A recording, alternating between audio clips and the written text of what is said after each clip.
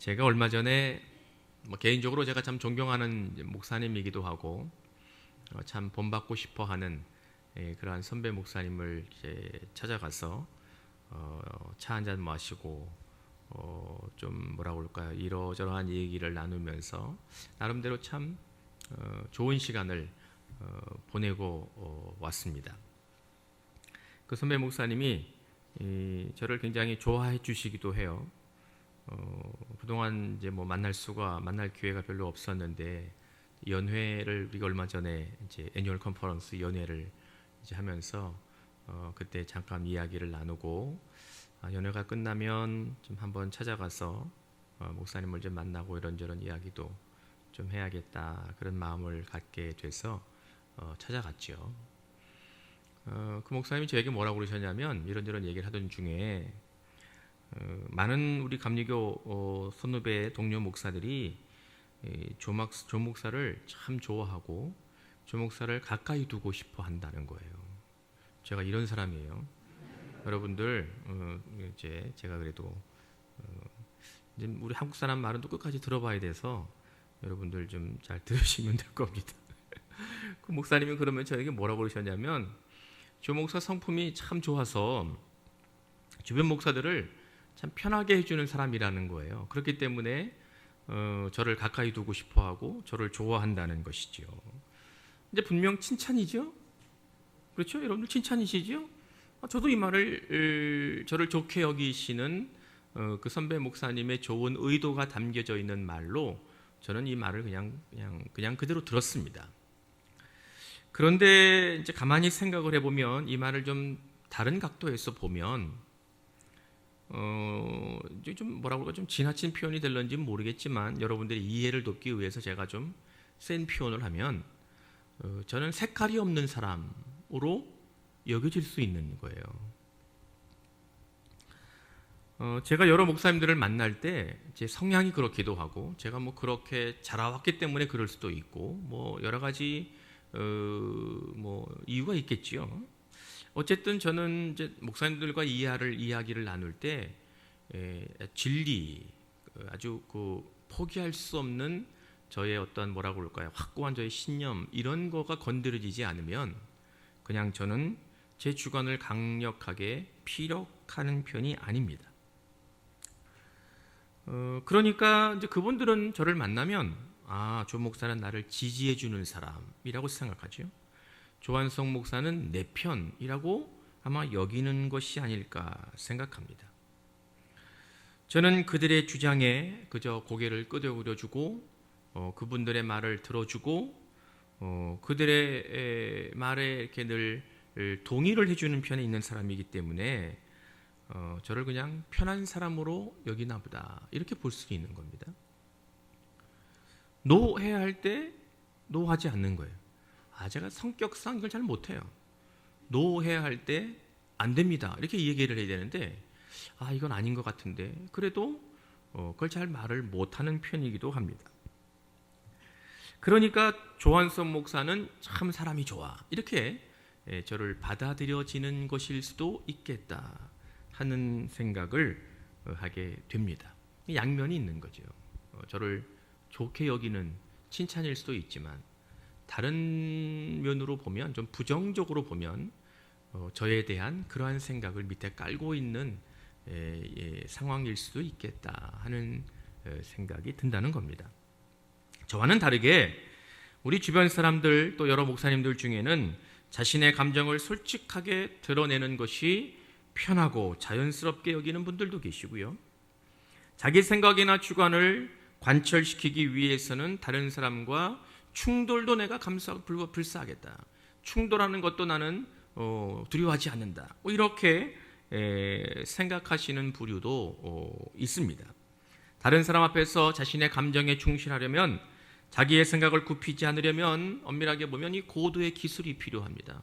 우리가 세상을 혼자 사는 것이 아니기 때문에 나의 감정이나 내 생각을 전달하고 표시하고 표현하려면 이것이 다른 분들의 상황이나 그들의 생각이나 그들의 처지를 잘 관찰하고 그래야만 하는 것이기 때문이죠. 이게 쉬운 일이 아닙니다. 결코 쉬운 일이 아닙니다.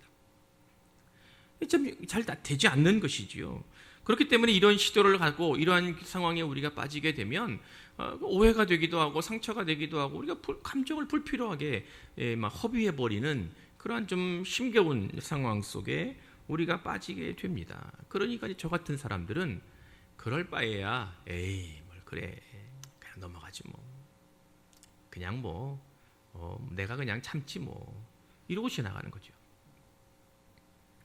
저는 그렇게 그러한 일들을 불사하는 사람들, 그러한 목사님들을 뭐 좀 부담스러워하는 표현이기도 하고 그분들은 좀 내 스타일이 아니다. 이제 그렇게 치부해 버리기 때문에 그냥 뭐 다른 분들에게는 제가 편하고 좋은 사람으로 여겨질 수도 있겠지만 문득 제가 그 선배 목사님을 만나고 와서 곰곰이 생각을 해보니까 제가 그냥 그러한 분들을 불편해하고 조금 내 스타일이 아니라고 그렇게 그냥 마음을 이렇게 접었던 그런 분들, 그러한 목사님들이 혹시 나보다 좀 더 괜찮은 삶을 사는 것이 아닐까?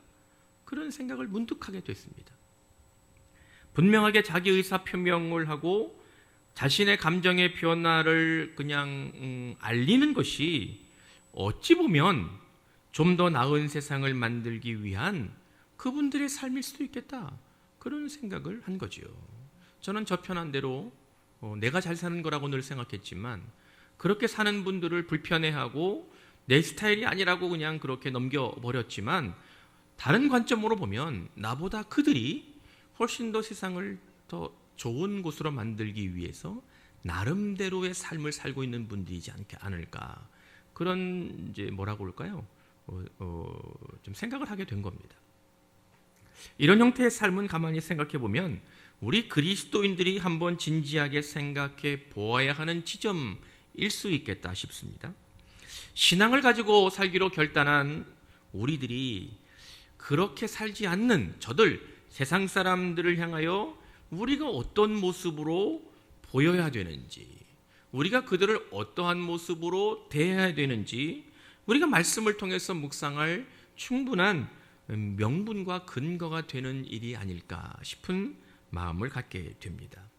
오늘 주님이 우리에게 이러한 상황 속에서 말씀하고 계시고 또 주께서 저와 여러분들에게 주님의 뜻을 들리워 줄 때 말씀에 집중하고 또 우리에게 베푸시는 새로운 은혜가 경험될 수 있기를 기원합니다.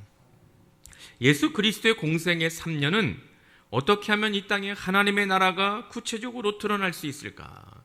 주께서 고민하시고 또 끊임없이 시도하셨던 기간이라고 할 수 있습니다.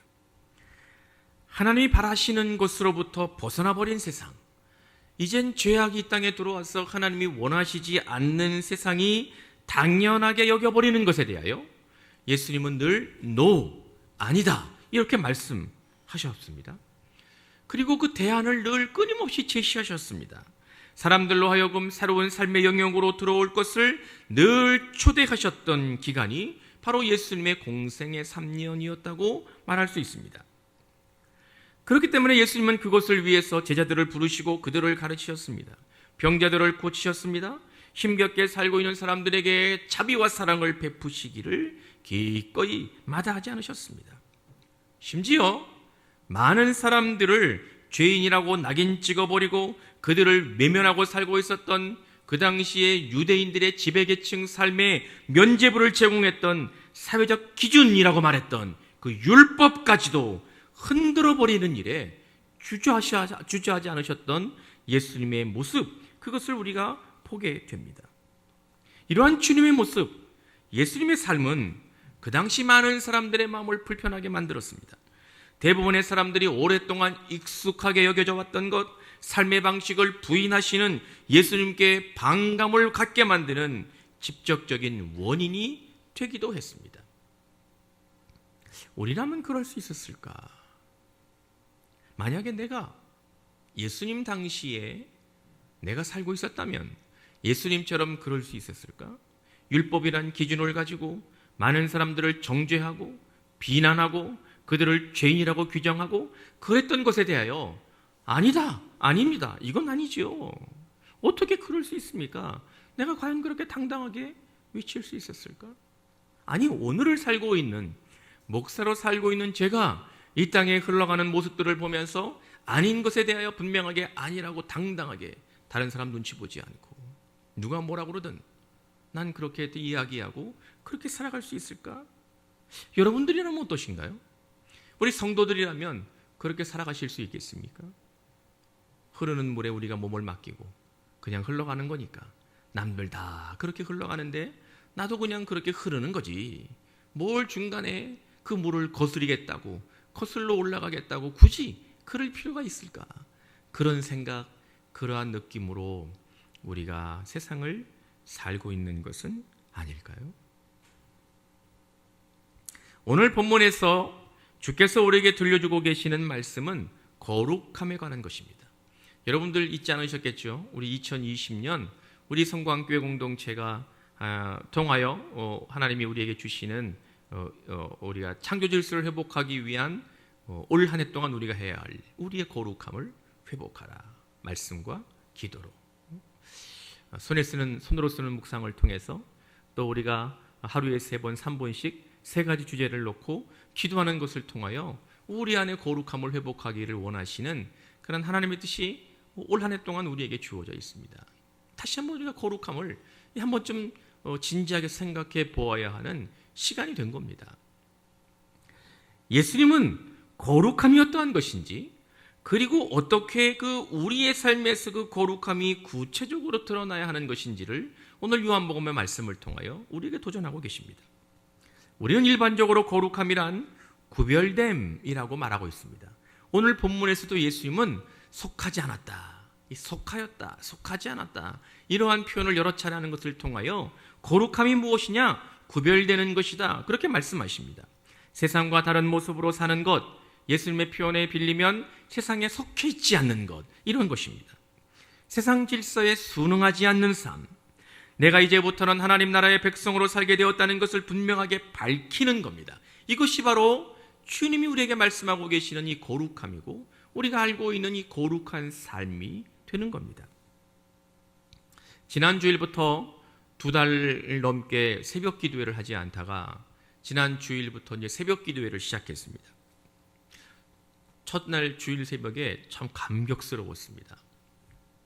마태복음 말씀을 한 장씩 읽고 늘 그랬던 것처럼 말씀을 읽고 묵상하고 기도하고 있습니다. 그동안은 이제 늘 제가 말씀을 읽는 사람이긴 하지만 새벽 기도를 안 했기 때문에 새벽 기도 말씀을 늘 규칙적으로 읽고 묵상하지 못하고 있다가 그동안 멈추었던 마태복음의 본문의 말씀을 새벽 기도를 준비하기 위해서 읽고 묵상하는데 좀 이전과는 다른 느낌, 좀 새로운 은혜를 경험하는 한 주간이었습니다. 그 당시에 지난주에 읽었던 말씀이 하나님의 나라에 대하여 또 주의 백성으로 살아가는 것의 그 삶에 대하여 생각해보는 기회를 갖게 된 겁니다. 그것은 과연 내가 예수님 한 분만으로 만족할 수 있을까?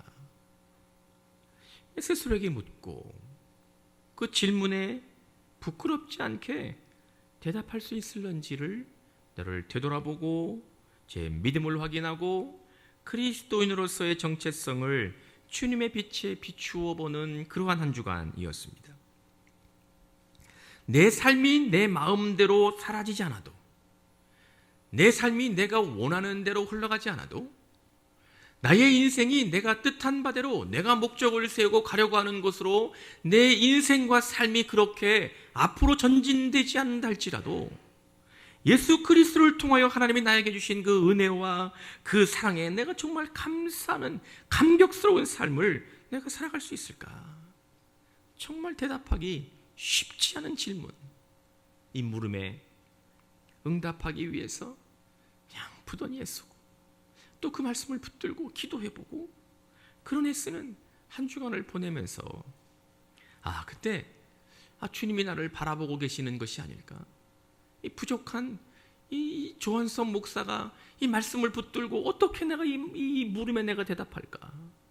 예수님 한 분만으로 내가 만족한 삶을 살고 있다고 내가 그렇게 주께 감사하는 삶을 내가 정말 고백할 수 있을까? 이 주님의 이 도전에 내가 어떻게 대답을 해야 될 것인가? 어떻게 응답해야 될 것인가?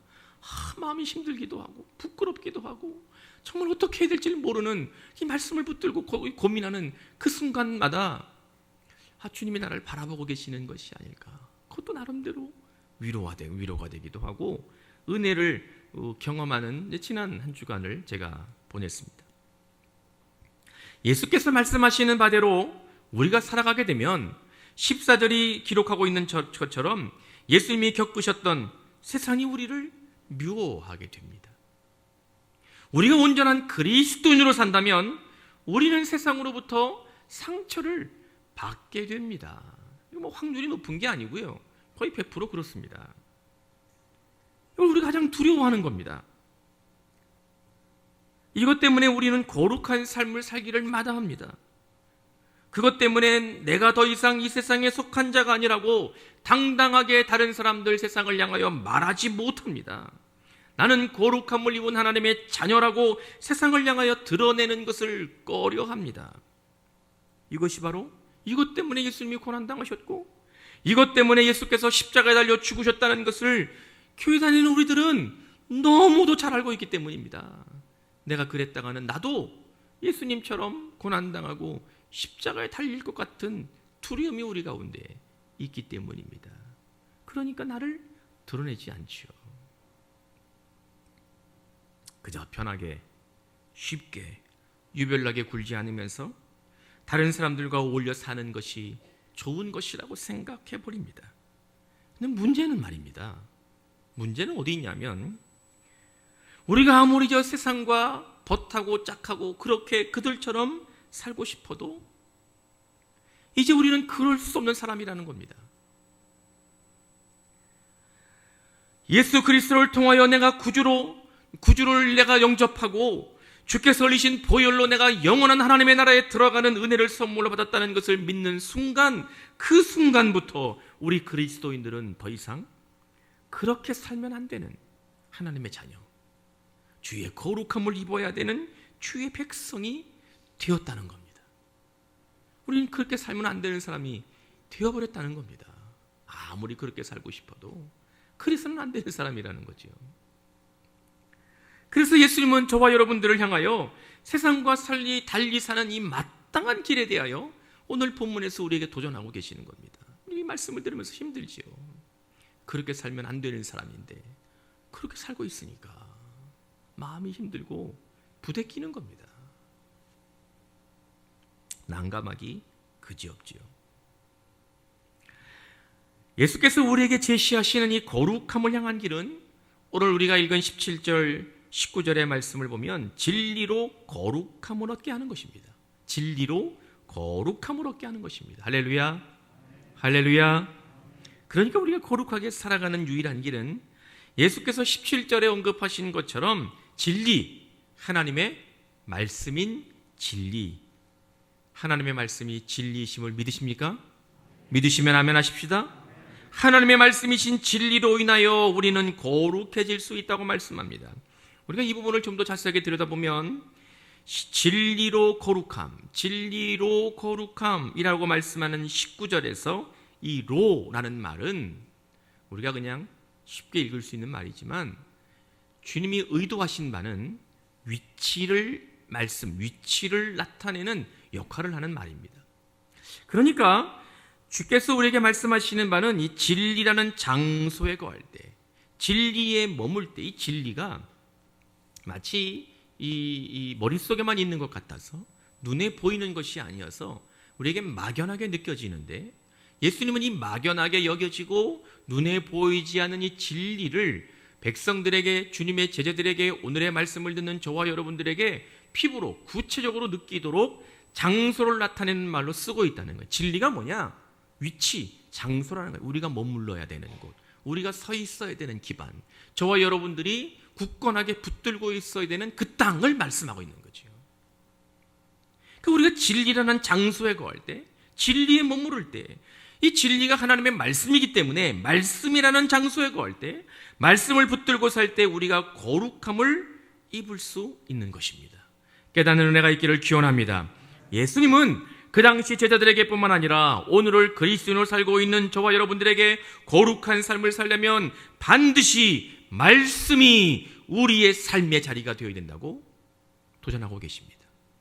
말씀이 여러분들의 삶의 중심이어야 된다고 강조하고 계시는 겁니다. 말씀을 듣는 것으로, 그 말씀을 읽는 것으로는 부족한 겁니다. 예수님은 우리의 삶 전체가 말씀 위에 서 있어야 된다고 우리에게 도전하고 계십니다. 주님의 음성에 들려줄 수 있기를 축원합니다. 진리는 막연한 것이 아니라 우리가 서 있어야 되는 것입니다. 말씀은 그저 흘러가는 것이 아니라 우리가 끝까지 붙들고 있어야 되는 진리, 하나님이십니다. 예수 그리스도이십니다. 예수께서 강조하고 계시는 말씀을 좀 다른 각도에서 보면, 우리가 오늘 본문으로 요한복음 17장을 읽었지만 그 17장이 시작되는 그 전 단계 16장 마지막 절 33절에 보면 예수님이 뭐라고 말씀하시냐면, 내가 세상을 이기었노라. 할렐루야. 다 같이 아멘. 그렇습니다. 연결되어 있는 말씀입니다. 예수님은 내가 세상을 이기었노라 이렇게 말씀합니다.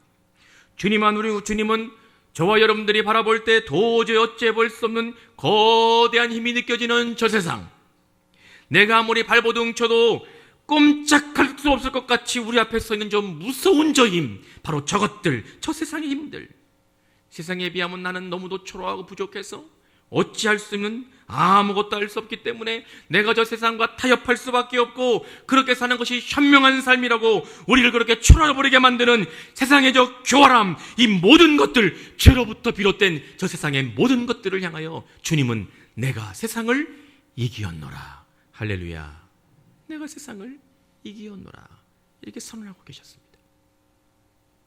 우리의 구원자 되시는 예수께서, 우리에게 은혜를 베푸신 예수께서 저와 여러분들을 지극히 사랑하셔서 자신의 목숨까지도 내어주시면서 예수 그리스도를 통하여 우리를 구원받게 하시고 하나님의 자녀 삼으신 그 하나님의 은혜와 사랑이 또한 우리도 세상을 이길 수 있다고 저와 여러분들에게 말씀하고 계십니다. 할렐루야. 우리가 그 말씀을 붙들고 있으면 우리에게 그런 능력이 나타난다고 말씀합니다. 우리가 진리에 서 있으면, 진리를 붙들고 있으면, 하나님의 말씀 가운데 우리가 서기만 하면, 진리신 예수 그리스도만을 신뢰하는 삶을 온전하게 살기만 하면 우리 또한 예수님이 세상을 이기신 것처럼 우리도 세상을 이길 수 있다는 것을 깨달아야 될 줄로 믿습니다. 이 시대에 유명한 영성가라고 칭송받고 있는 토마스 키팅이라는 분이 계십니다. 이분이 마음을 열고 가슴을 열고라는 책을, 이분이 여러 책을 썼는데 마음을 열고 가슴을 열고 번역된 책입니다. 그 책을 보면 이 토마스 키팅이 이러한 말을 합니다. 의지에 가장 으뜸 가는 행위는 노력이 아니라 동의하는 것이다. 의지에 가장 으뜸 가는 행위는 노력이 아니라 동의하는 것이다. 의지란 능률성이라기보다는 정서성이다. 어떠한 일을 의지로 이루려고 노력하면 거짓 자아를 강화하게 된다. 그렇다고 노력을 하지 말라는 것은 아니지만 단지 하나님께서 나에게 오심에, 그분의 은혜가 내게 흘러 들어옴에 대하여 내가 더욱 동의하도록 해야 한다. 이러한 말을 하고 있습니다. 여러분들에게 좀 어렵게 들리셨는지 모르지만 이 말은 이런 것입니다. 아주 간단하게 생각하면 우리가 거룩해질 수 있는 일은 하나님의 말씀에 동의하는 겁니다. 하나님의 말씀 앞에 우리가 겸손하게 100% 동의하는 겁니다. 예수께서 이 땅을 이기셨다고 선언하신 것에 대하여 그냥 완전히 동의하는 것으로부터 저와 여러분들의 거룩함은 시작되는 것임을 믿으시기를 기원합니다. 우리에게 거룩한 삶을 살기를 바라시는 예수님의 뜻이 오늘 예배하는 우리 모든 성도들의 마음속에 하나님의 음성으로 들려서 새로운 변화가, 거룩함을 향하여 새롭게 변화되는 그러한 모든 성도들 되실 수 있기를 주님의 이름으로 축원합니다. 축원합니다. 기도하겠습니다. 전능하신 하나님, 오늘 우리에게 선포하신 말씀이 우리의 삶에서 실제가 되게 하여 주시옵소서. 거룩함을 향하여 말씀을 통하여 우리가 나아가게 하시고 예수 그리스도를 신뢰하며 말씀을 붙들고 살아가는 우리 모두에게 이 땅을 승리하신 하나님의 승리의 선포가 우리들을 통하여 동일하게 고백되는 은혜를 누리게 하여 주시옵소서. 예수님의 이름으로 기도하옵나이다. 아멘.